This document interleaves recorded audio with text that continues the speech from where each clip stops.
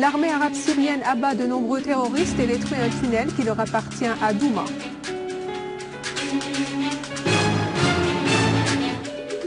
L'armée irakienne lance une opération militaire pour libérer l'est de Mossoul.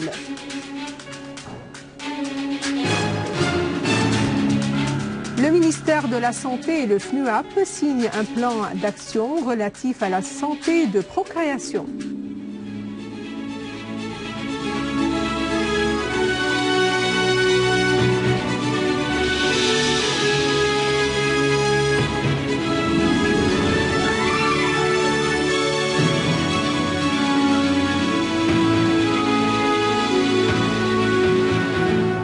Bonjour, après les titres, voici notre journal.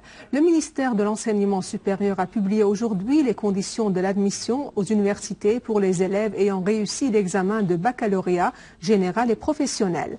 Dans le cadre de ces politiques stratégiques, le ministère œuvre en vue d'offrir à tous les élèves ayant réussi le bac l'opportunité de poursuivre leurs études dans les universités syriennes.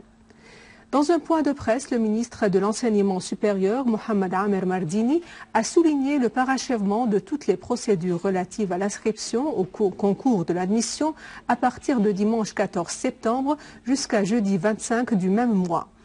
Mardini a indiqué que le ministère avait assuré plus de 150 000 sièges à ces universités et instituts, dont plus de 90 000 pour la branche scientifique et environ 52 000 pour celle littéraire, en plus de 10 000 pour les universités professionnelles. Il a abordé l'inauguration de plusieurs facultés et instituts dans les différentes spécialisations à Tartous, Hama, Soueïda, Latakié et à Alep. Mardini a souligné la hausse de 10 000 le nombre de sièges consacrés aux enfants des martyrs dans les différentes spécialisations.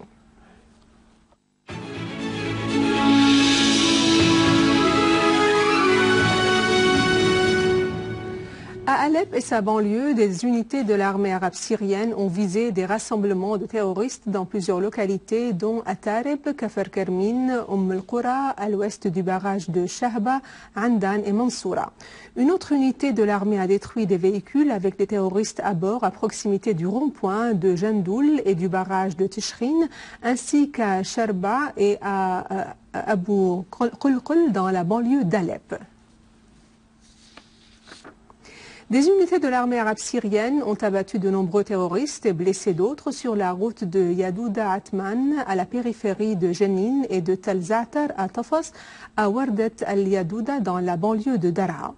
Des unités de l'armée arabe syrienne ont tué et blessé des terroristes dans le quartier de Daraa al-Balad. D'autres unités de l'armée ont éliminé des terroristes à proximité du carrefour d'Al-Kharras al-Zira'i sur les frontières administratives du gouvernorat de Soueïda, détruisant 2 véhicules avec les terroristes à bord. Dans la banlieue de Damas, des unités de génie de l'armée arabe syrienne ont détruit un tunnel de terroristes conçu pour viser des points militaires à Tellet Sawan, à Al-Ghouta Est. Dans la banlieue de Homs, des unités de l'armée arabe syrienne ont détruit un véhicule doté de mitrailleuses lourdes aux alentours de Jeb al-Jarrah et avorté une tentative d'infiltration d'un groupe terroriste surnommé Ahrar al-Samad.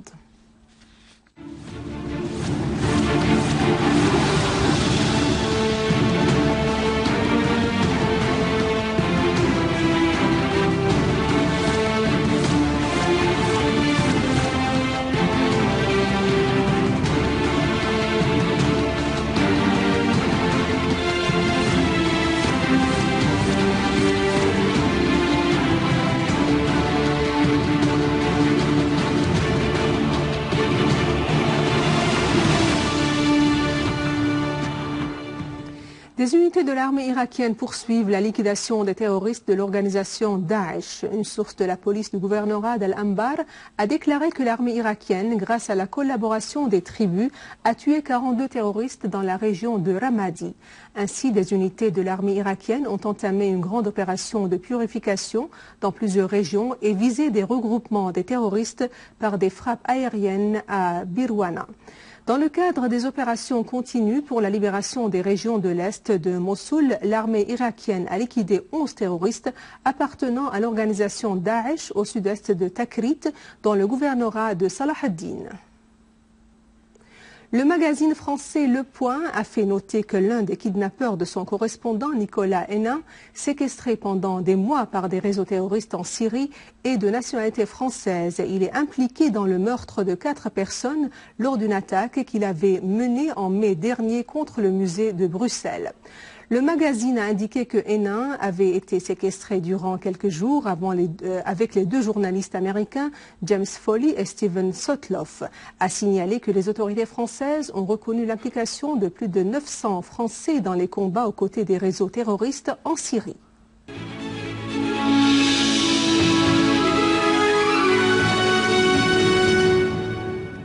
Le ministère de la Santé a signé avec le Fonds des Nations Unies pour la Population, FNUAP, le plan d'action bilatéral relatif à la santé de procréation. Le ministre de la Santé, Nizar Wahbe, a souligné que l'accord sera appliqué jusqu'à la fin de l'année en cours pour assurer les services sanitaires aux citoyens.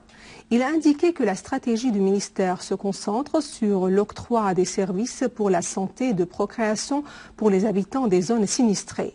Pour sa part, la représentante résidente du Fonds des Nations Unies pour la Population, Leila Baker, a insisté sur l'importance d'établir un plan d'action commune dans le cadre des efforts déployés en vue de faire parvenir les services de la santé de procréation à tous les citoyens à l'ombre de la crise actuelle. Et à la fin de ce journal, je vous rappelle les principaux titres. L'armée arabe syrienne abat de nombreux terroristes et détruit un tunnel qui leur appartient à Douma.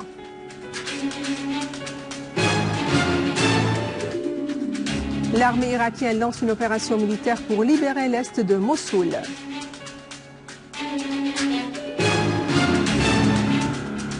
Le ministère de la Santé et le FNUAP signent un plan d'action relatif à la santé de procréation. Et à la fin, je vous rappelle que vous pouvez consulter notre site internet syriaonline.sy pour revoir ce journal et davantage d'informations. Merci de votre attention. Passez une excellente journée. Au revoir.